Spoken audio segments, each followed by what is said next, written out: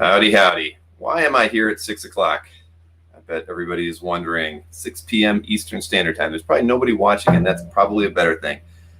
Today was a bonus day for me. Everybody knew that I was going to be leaving on Friday, but we ended up missing out on the opportunity to leave on Friday, and I'm leaving tomorrow morning. So I'm doing this calf update live. And originally I had scheduled it for 9 p.m. But to be honest, I don't want to be packing and stuff all the way to midnight. I've got a 9 a.m. flight tomorrow morning.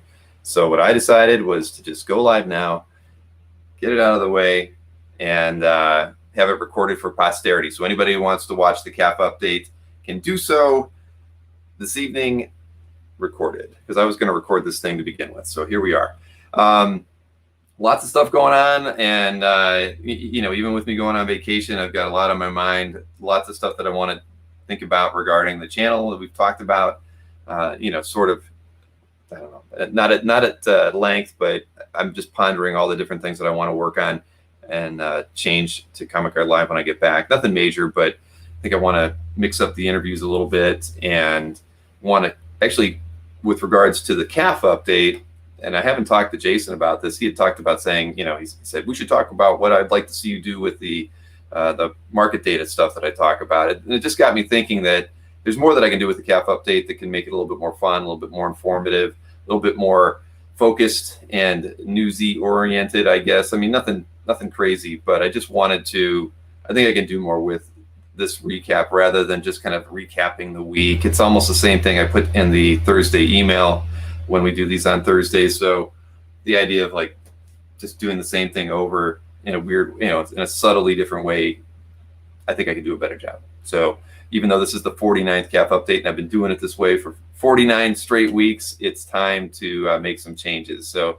I've got a few ideas for what I want to do, and probably won't be able to implement those until maybe the second week in July. But that's something I'm going to be thinking about, and I want to think a little bit about doing all the interviews that we do too. Two interviews a week. Maybe I can switch things up a little bit. I really enjoyed the interview with Jimmy last evening. I'm sure a lot of people did. I think it would be a lot of fun to start doing a few more creator interviews rather than all collector interviews. Now that we've got the collector show on Sunday, I think we can mix things up during the week a little bit, and that'll keep things, livelier for me, especially when I'm usually the one doing most of the interviewing. And nothing about only interviewing collectors. My God, I've got a list a mile long of people that want to get on the interviews. I just want to keep things, interesting for all of us, especially me and all the regulars. So we're kind of doing a little bit of different things every week. I think that would be good. Hey, Larry, nice to see you as well. I know a little earlier than usual. I finally actually took your box of stuff and put everything on the bookshelf and put everything where it belongs. So thank you once again. See, that's why this is close at hand, because I want to have it there for whenever I need it to spin it. So outside of that, that's really, I'm just excited to be leaving tomorrow for 10 days. And I can't wait to just relax a little bit and take some perspective on what I'm working on right now. But I don't see any really major changes in the things that we're doing, other than just it'll be more of the same, but hopefully a little bit more fun. And I really think this calf update can be a little bit more interesting, rather than me just coming in and talking for 45 or 60 minutes about the usual stuff. I think, I was looking at the Heritage auction yesterday, just crazy record results on things. It would be good to be able to talk about that after, a little bit more at length that isn't tied into our recap show. I think that we can't really get down and talk about it as collectors when we're doing a recap. And I think that looking at some of the prices on things and maybe even bringing up pieces that people want to talk more at length about would be fun. There's so many interesting stories that came out of yesterday afternoon's auction. You hear these stories from people that, I know one person who had tried shopping something around for around $75,000, got no takers, put it in that auction yesterday, and it sold for $280,000. Somebody else had something in the mid-20s, was shopping it around before getting it in there, goes into the Heritage auction, sells for $45,000. So everything's just so crazy, but those are the things that we can't really talk about when we do a recap. I think we could talk about those things here in a little bit more detail, and I think that would be fun. Comic Card Live while at work. Very good, Michael. Absolutely, why not? So yeah, that's all. So I'm just thinking of I want to spice things up a little bit more with this channel and just do things that I think will be better for all of us and just a little bit more fun and engaging. I really liked when we brought those, what was it, 5 collectors into that one show, or maybe it was 4, just spontaneously. I think we should do one of those a month. And I want to have more fun with it. I really got worn out. I mean, I think at this point, being Friday, I've been on every single day since the Sunday before last. I haven't had a night off. And so, if I'm going to be on as often as that, or I guess maybe part of what I want to do is do a little, maybe have at least 1 or 2 days off a week.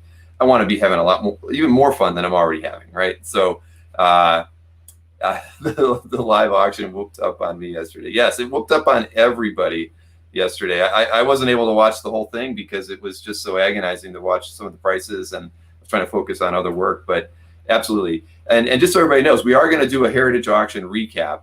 And with me being gone, normally, it would have been next Tuesday, but because I'm going to be away all next week and I get back the following Tuesday, we're going to do the heritage recap on July 1st because it's such a noteworthy auction that we really need to do it. And I think we'll have some different faces in that one too. I'm trying to mix up the way we've handled the recaps in the past. So expect, I know, I'm sure Mike's going to be there, but we might do some different, bring in some guests to talk about the auctions and just get a different perspective on things. Yeah, see, exactly. You haven't had a day off since May, right? It feels like May 2020, right? Basically. So let's see. Other than that, what do we got? This, just so everybody knows, there will be this upcoming Sunday and the following Sunday, the Collector Conversations shows will go on. Dino Mauricio is going to be hosting this Sunday's show, and Mikhail is going to be hosting the following Sunday show. So those are still going to go on. We did have Dino lined up to do an interview on Tuesday, but that did get canceled. While I haven't scheduled it yet, I do believe that James Siegel will be interviewing Duke Fleed on the channel on Thursday evening. I haven't created the record for it, but he and I have talked about it, so I'm quite confident that we are going to have that interview out there as well. So you're not going to be devoid of things to do and things to watch. And I was talking with a seller. I think they're going to be doing a claim sale.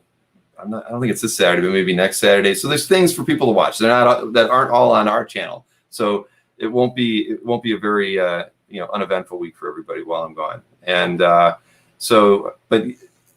I'm trying to think what else I wanted to cover as far as just the schedule goes. But I think that's pretty much it. If we get lucky, maybe we'll able to get somebody else to do something on Tuesday. But if not, that night will be off now.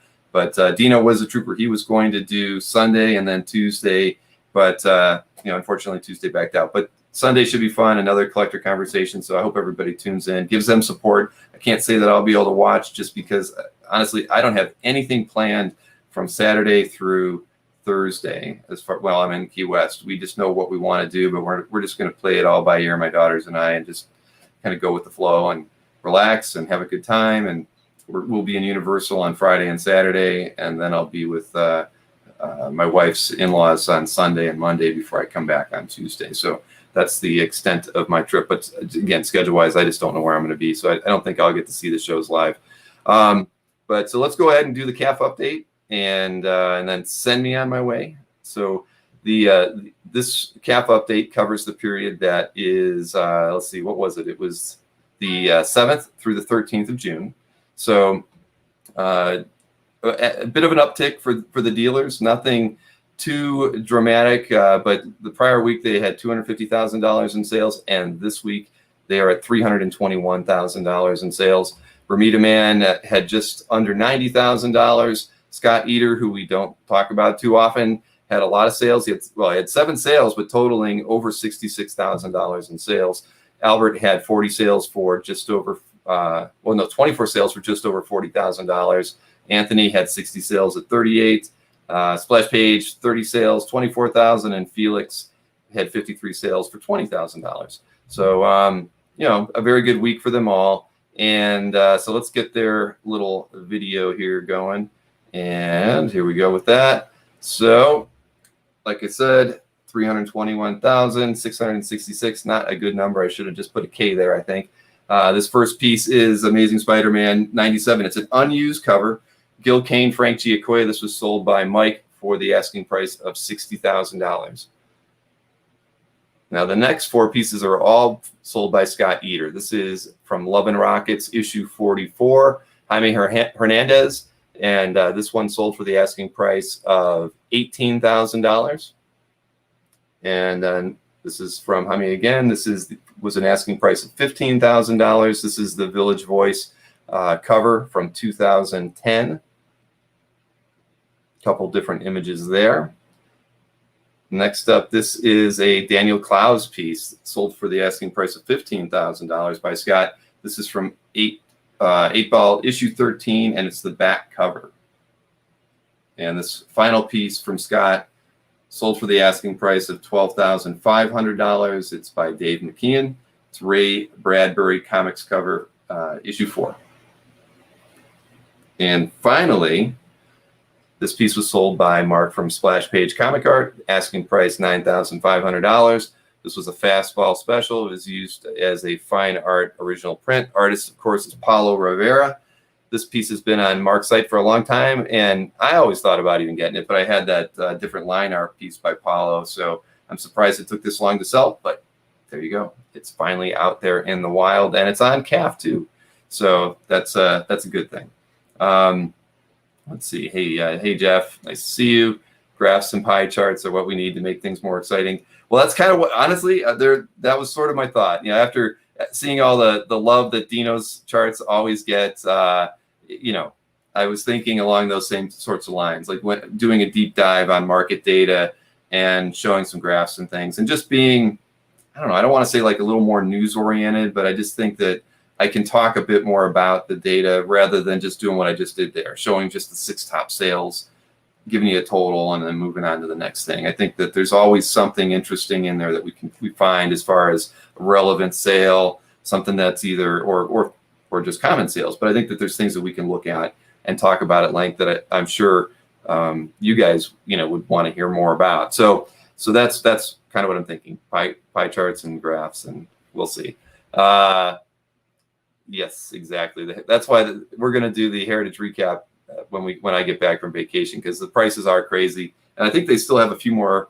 What is it, tomorrow or is it tonight? I can't remember. I know they have another set of art auctions, I believe, but not anything big like what happened yesterday, but still substantial. So those will be in our Tuesday auction market report. Basically a whole review of the auction that Colin will put together while I'm gone.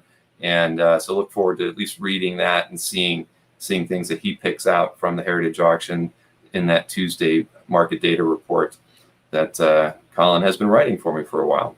So, all right, so let's now look at the auction results. So auction results were up as well, $344,000 this past week versus $309,000 the week before. So kind of a solid week again. Nothing too stand out-ish like we've had the 2 prior weeks where we had the Mark Bagley piece on Heritage sell for $48,000, and then the Barry Windsor Smith colored piece with the acetate overlay that sold for $28,000. So nothing too gigantic, except this first piece on eBay, which I'm sure a lot of people were watching in the because it was a Micronauts cover. So let's get over into the auction report here. So total sales again, $344,509. This first piece was that Bob Layton Micronauts number 35 cover that sold for $22,900. So, and I kind of thought it might have gone a little bit higher. I don't know why it didn't, but it's just such an awesome cover, and a big piece of my childhood were the Micronauts. So next up is this Hulk and Man-Thing piece by Jim Starlin and Ernie Chan, sold for $6,800 on eBay. And the final piece from eBay was this Adam Kubert Avengers versus the X-Men number 12.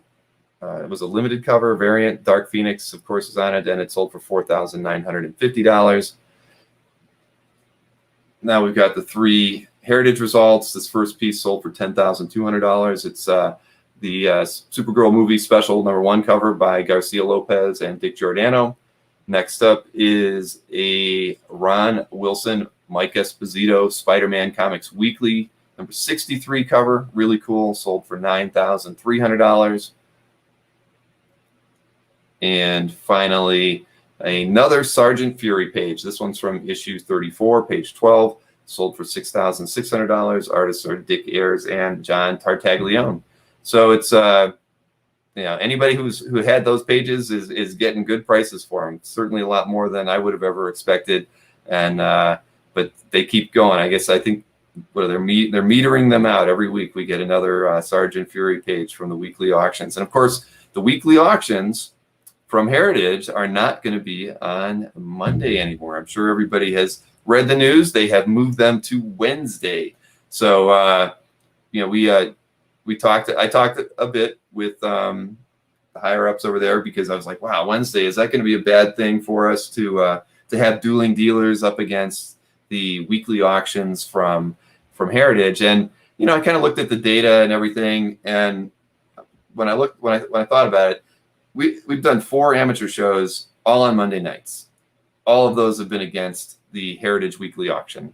And the Heritage weekly auction, of course, starts at 7 p.m. Eastern, 6 Central. So by and large, most of the comic art is already done by 9 o'clock. But looking at the amateur shows, the main thing, the takeaway for me from that is that we're averaging still around $50,000 a show. And so I don't really think that the weekly auction is that much competition at the end of the day. We'll see. I mean, that 50,000 is about what we average on Mike and Anthony's regular show. So we're going to give it a go. I don't really think that it's going to impact our sales in any way. And those guys were a little nervous because it's their money, of course. But and then maybe it's my overconfidence. But I'd rather give it a try because I like Wednesday nights. I think it's a good point in the week to do it. It keeps us away from Tuesday nights where Comic Link would normally have an auction ending, and then you've got Comic Connect. They do theirs on Mondays. I was picking a good day on Wednesday to begin with, but I don't want to move it to Thursday. I mean, who's on Thursday? Russ Cochran ends his auctions on Thursday. Everybody's got a different day. So I don't feel, I assume most people would feel the same way, that it's not going to really impede everyone's ability. Yeah, Larry says keep it the same. Right. I like it. And so I did talk with Heritage about it, and pretty much took it all the way to as high as I could, and which was all the way to the top. And essentially, we all feel that they're going to try to front load everything so that we never will have any worry about superhero art coming in at like 9 p.m. on their weekly auction on Wednesday. It's all going to be front loaded and move through it. So you'll get strip art and maybe animation art and a few other things like that. Might trail into the 9 o'clock hour, but pretty much everything that might be competitive to what we would be selling is going to be out of the way. So that was nice. I didn't really expect to really get any kind of commitments one way or another, but that's what they feel that they can do for us, to kind of, because they know I didn't want to change my night, and they had no choice. They've got big plans, and they've got too many comics at the end of the day. So they needed a second day for comics. So they have the Sunday comics auction. They just have so much inventory that they needed to move it into a 2-day. So that pushed art out of that time slot on Monday. Tuesday's already taken up by video game sales and Pokemon cards. And they're making a lot more money on that at the moment than they are on art. So art couldn't go to Tuesday and push those things over to Wednesday. They've got that group had their Tuesday slot. So Wednesday's the night that they had to do it. They didn't really have a choice, and they wanted to keep things contiguous because who knows, they may end up having more auctions happening on Thursday, Friday, Saturday at some point. So that was their decision. I totally get it. And thank you, Larry. I'm another vote of confidence. I think we're good there, and that's true. But I do know that, like, when we did the Comic Link recap this past Monday, was it this Monday? Everything's blurred together. Whenever I did the Comic Link recap, I know that Mike was still bidding on some stuff. So I know that when he was doing the recap, he was actually bidding on things in Heritage. Now, it may have already been past the comic side of that. Again, the comic art, the spandex art. All right. I think we were past that, but Mike's an active bidder pretty much in every weekly auction on anything if he likes it. So they can get into 9 p.m. But well, Mike's going to have to place his bids early because he can't do that on Dueling Dealers. No, he'll have to have all his bids in place early. So I didn't get the chance to put the let's see. I did not get the chance to put the popular artwork from my picks into my usual presentation. So I do apologize for that, but now we get it in the format that I use when I do a lot of the recaps and whatnot. So hopefully that gives me the opportunity to zoom in on a few pieces, and I won't spend too much time talking about them more than I should, but I just thought it'd be it's different.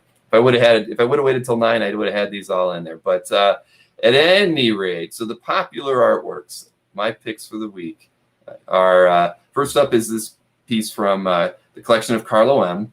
It's George Perez and Pablo Marcos. This is from Avengers 160, page 10. It's an absolutely gorgeous page, and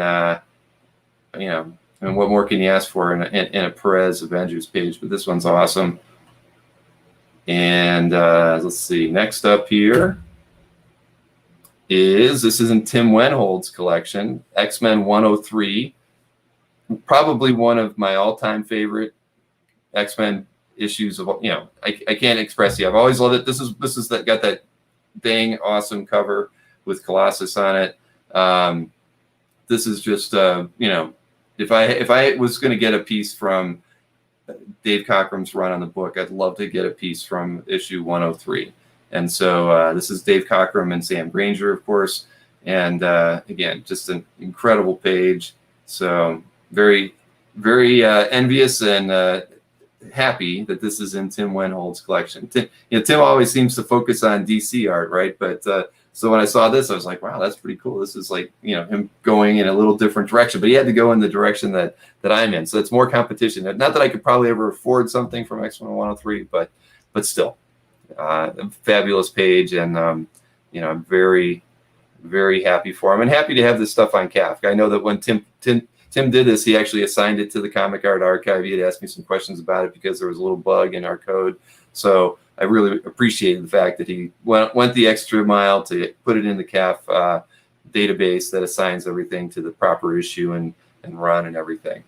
And so next up is, well, we already just looked at it, but I wanted to show it again because this is in JN80's collection. It's the Fastball Special from Paulo. And again, this thing is just so, I'm envious. I've seen this in person, because Mark's had it when we were in San Diego once. It's just such an amazing painting, and I love Paulo's work. He's always one of my favorite artists that are out there. I don't care if he's just doing little head sketches at cons or whatever. He's just so talented, and what more can I say? It's Colossus. It's a Fastball Special, Wolverine kicking rear end. It's awesome.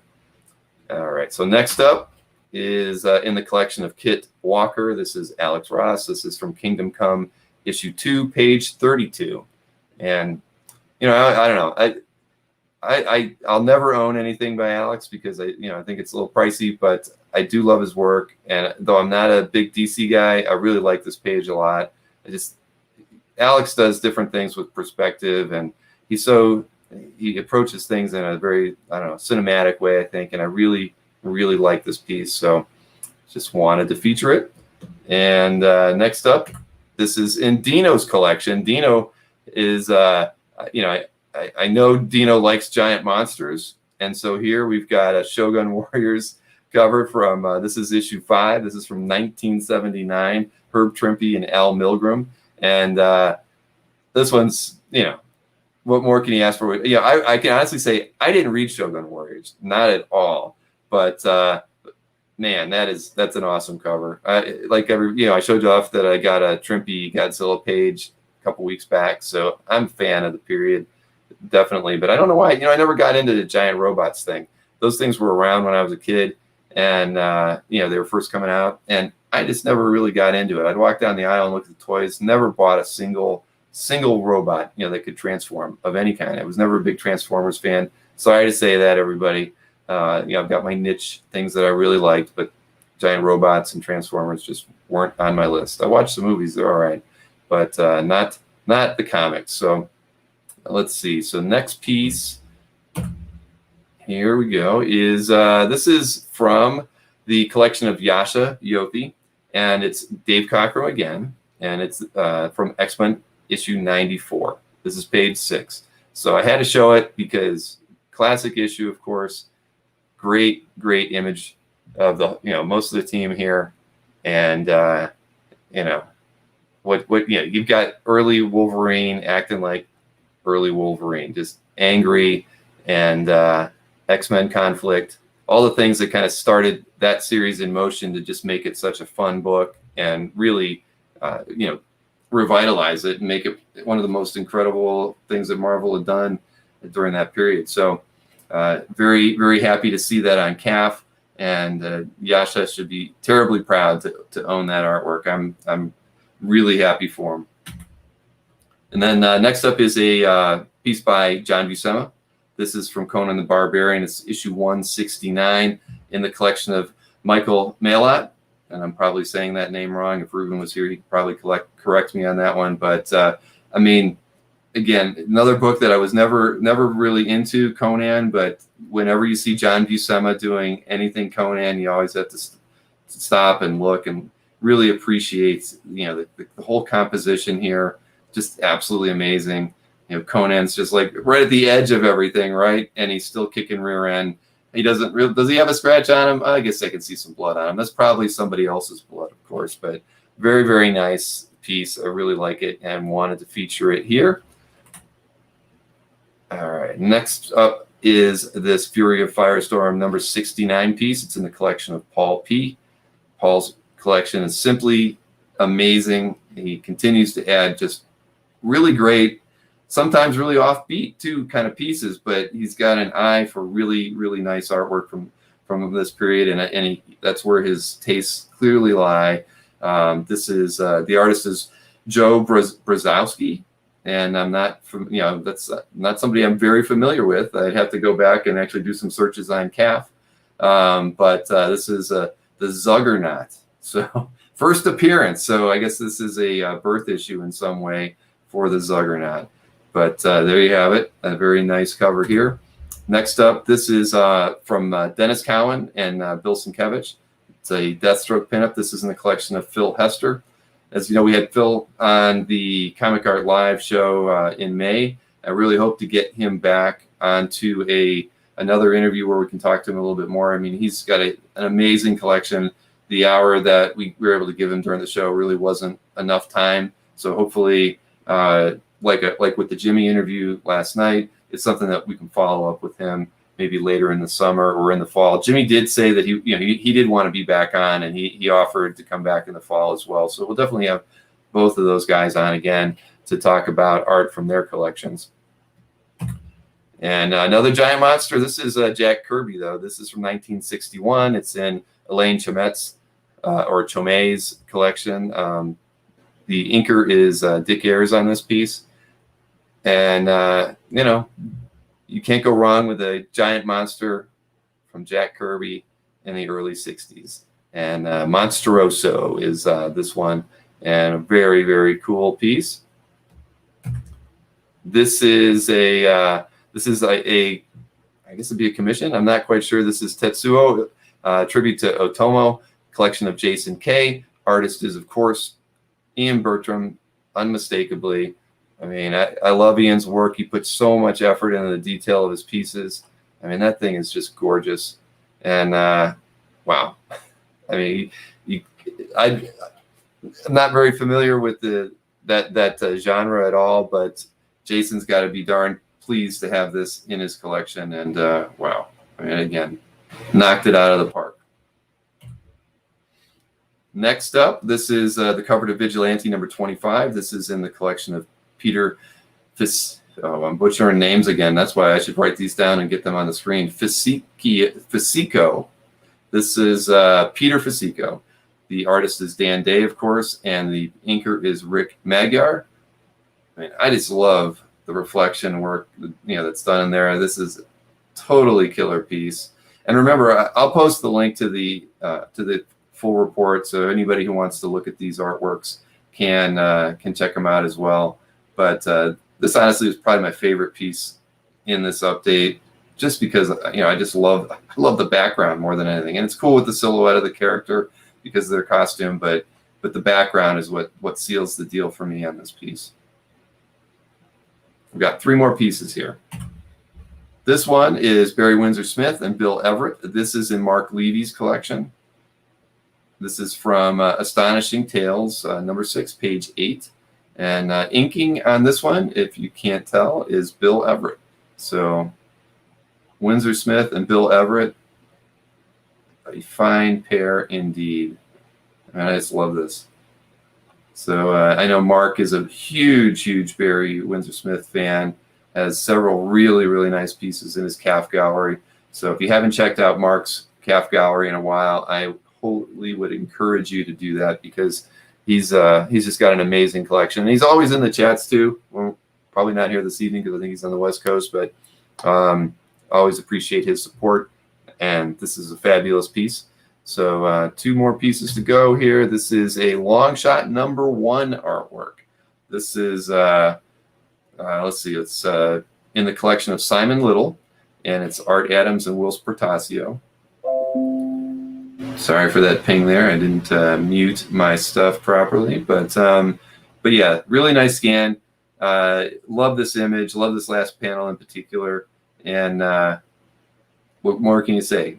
Art Adams breaking into the scene in one of the biggest ways ever, and such a great piece. And the final artwork is in the collection of West Stefan. This is artist is Richard Howell, covered in Marvel Comics Presents number 52. Wild Child is the opponent, of course, and I just love. Yeah, this is it's an era of comics where I was buying them. I love covers like this, and it's funny. We always talk about that, always trying to get the bodies straight, right? It's like, it's just funny. The Wolverine must be just smelling him, because he's not looking at him, but he's reacting to him. So, but you had to put everybody face forward, which is something that Jimmy talked about last night. If you guys were watching, he's like, his instruction to any new artist was always draw everybody facing the screen. You want to have that interaction going. So sorry, I wasn't looking at the chat at all, but I see. How many corpses was Conan stood upon? I don't know. It was a lot. I think there was a little bit of turf there too, but mostly the corpses. But at any rate, guys, I don't want to keep myself from finishing packing or anything like that. But I'm glad. I mean, I didn't think anybody was going to be here, but there's 30 of you watching me right now, so that's great. But I'll be back. I will definitely be doing something on Tuesday evening when I return. What is that, the 29th? So I don't really have. I don't even know what I've got. I should probably even make sure. I don't think I lined up something on the 29th. Nope, I did not. I did not line anything up. So we'll see. I mean, maybe I might do the Heritage recap on that day. We'll see. That maybe I should actually stick to that Tuesday night show and do the Heritage recap, because I'm looking at my schedule, and guess what? I've got Jordan on Thursday, so I think that means I'm going to do it on Tuesday. So there you go. I've got half of July already lined up. So yes, Ron, nice to see you. And I promise you, the money that you sent me for the drinks and all that is all going to be used on the trip. I sincerely appreciated all of that, all the nice things that you guys are doing for me. It means a lot. Trust me. I know you guys know the effort that goes into doing these kinds of things, and it's been so much fun. And I can't wait to take this vacation, because my family takes vacations a lot. I don't get to go with them very often, because, and I mean, that's a lot. Every quarter they go down to Florida typically, because my parent or my wife's parents are down there, so they do a lot of time out down there with them, and I end up staying here and working usually. So this is a rare trip for me, but I'm gonna have a good time. For those of you I'm friends with on Facebook, I'm sure you guys will see a lot of pictures of me at the beach, hanging out with my daughters. Probably when I get to Universal, I'm going to ride some of the Marvel rides, so that's going to be a lot of fun. Jeff Moy, how long does it take Comic Link to send the art if you paid by check?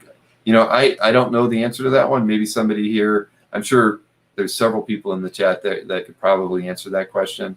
But yeah, I mean, I always thought everything I've heard, they have good turnaround time, but I'm sure they're going to wait till the check's clear, that they're confident of that, as most auction houses definitely would. But But yeah, so that's it, guys. And gals, Tatiana, I know you're out there. And Tatiana, I'm going to try to actually do that programming for you this evening before I get to packing and everything. I know you had that one issue, and I'd like to take care of that for you. So never paid by check, but yeah, exactly, Grant. Yeah, everything I have heard about Comic Link is once they have payment, they turn around things really quick. And Ron is saying that it takes a couple weeks if you use credit cards, so add additional time for a check clearance time. There you go. So, all right, I am going on vacation. So again, I can't wait to get back. If I come up with anything, I might, because I still will write the Thursday letter like I always do, the email, and it will go out on Thursday, not like Friday today. So any revelations I have about my schedule going forward with Comic Art Live, I'll let you guys know. And if you guys have any thoughts on the CAF updates, I want to make these more fun. I wouldn't mind being on for an hour and a half, if to mix it up by adding in some more stuff. Because I'm thinking about adding in a few, like at least 10 or 15 more minutes of content. But if there's things that you think we could do and talk about during a CAF update that you guys want to focus on, I know that we mix things in. We talk about CAF and what we like about it, and sometimes I've shown you how-tos on things, which maybe I should always have a how-to in every CAF update that I do. And but I think that there's more we can do with it. And I want to make these things more about what you guys want to see versus what I think everybody wants to see. So if things aren't can be better, I want to make them better. I want to make sure that we're always getting a lot out of the time that we spend together on screen. Yeah. I should. You know what, Ron, I really should. And I do actually have the YouTube app on my phone. So I should be able to pop in on Sunday, no matter where I'm at, and hang out and chat with everybody. So I will do that, Ron. I guarantee that you will see me in there. And maybe I should contribute a super chat back to those guys, even though it comes to me. That would be fun. So, all right, I'm calling it a night. Again, thank you everybody for putting up with me as much as we've had to the past 10 or 14 days, and I look forward to getting back here and having a good time with everybody and having the energy again. That's been the big thing. I have been very run down really since Comic Art Live at the end of last month. It just whooped me. There was just so much effort to get that show out there, and I didn't get all the support I wanted with the panels from in my working out things with Hero and whatnot. So we're talking about what I'll do in the November show. So I want the November show. I want every show to get bigger and better. But the only way I'm going to be able to do that is to have more volunteers and more help in certain areas, and really getting the panels managed by somebody else so I can focus on the show and the exhibitors and doing a few other things that I think would be fun to have going on during the show that is more about me interacting with everybody is really where I want to be. So with luck, that's the stuff that I want to iron out and make sure that we've really got a good thing going here. I want it to just continue to keep getting better. So all right, I am out of here. Have a wonderful 10 days without me on screen. Look for me in the chat. I will definitely pop into whatever chat's going on. I guarantee I'll spend at least 5 minutes there saying hi. And again, I thank you for everybody. And I will see you on screen 10 days from now.